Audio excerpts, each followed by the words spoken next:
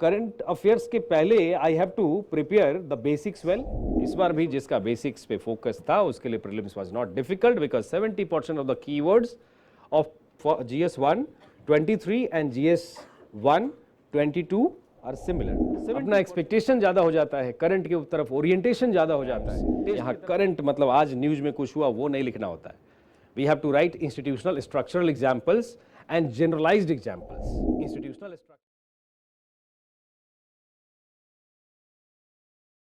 50% questions are related to current affairs, जबकि directly current affairs से इस बार भी प्रीलिम्स में क्वेश्चन देखो तो hardly 15 to 20 questions, isn't it. अब रेस्ट क्वेश्चंस को बता दिया कि भाई these are related to current affairs. अब see, if question is from resource geography, question is from political geography, and if that is related to current affairs,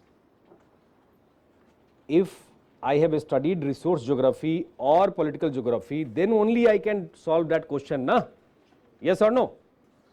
तो पहले तो मुझे करंट अफेयर्स के पहले I have to prepare the basics well, resource geography, geomorphology, yes ना, biogeography, history, polity, right? इसको तो करना होगा ना, समझना होगा ना। मान लो कोई हेरिटेज से क्वेश्चन आया, we are celebrating heritage year या कुछ ऐसा, लेकिन if I have knowledge of heritage then only I can solve ना questions related to heritage, right?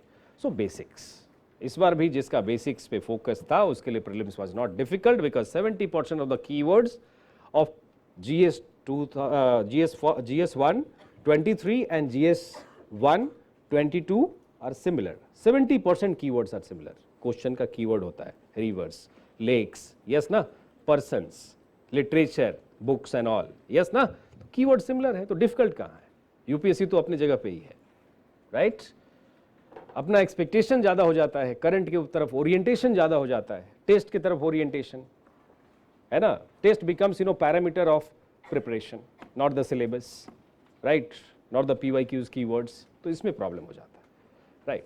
So current affairs को what you will do, you will filter and you will prepare notes on current affairs understanding nature and scope of the topic, syllabus topics. So as a learner you also try to, in the beginning as a beginner you try to understand nature and scope of the topic. ये एक दिन में आप नहीं समझेंगे, but जैसे जैसे आपका क्लास हो रहा है, referring to question bank, you can understand nature and scope of the topic, yes ना, right?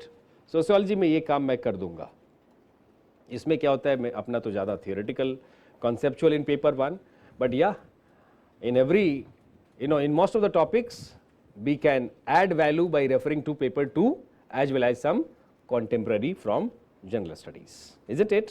वो मैं रेफर करता रहूँगा। पॉलिसीज, प्रोग्राम्स, यहाँ करंट मतलब आज न्यूज़ में कुछ हुआ वो नहीं लिखना होता है।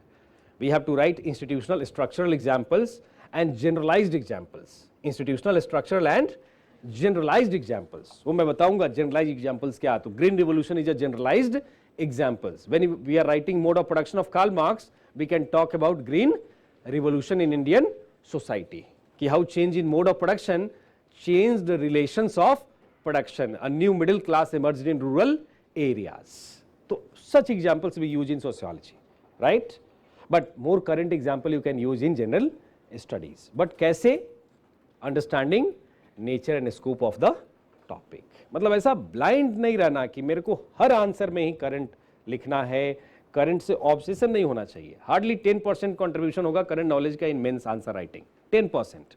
But the way you are taught it seems कि 80% और 90% contribution is that of current affairs. ऐसा नहीं, you have to be very selective, right? है ना, ये डिसीजन आपको लेना पड़ेगा, अदरवाइज यहाँ पे कोई ऐसा नहीं, यस ना। और आंसर उधर एग्जाम में मॉडल आंसर नहीं लिखना होता है। Perfectionism is a trap actually in civil services preparation. Perfectionism is a trap and this is hidden epidemic according to me. Perfectionism is a hidden epidemic. Perfectionism की तलाश में जो बेसिक्स हमारा होना चाहिए वो भी नहीं हो पाता, उसको अपन रिटेन नहीं कर पाते। We try to become a perfect person like the topper. ये भूल जाते हैं कि topper also has got 45% of marks, yes ना, राइट?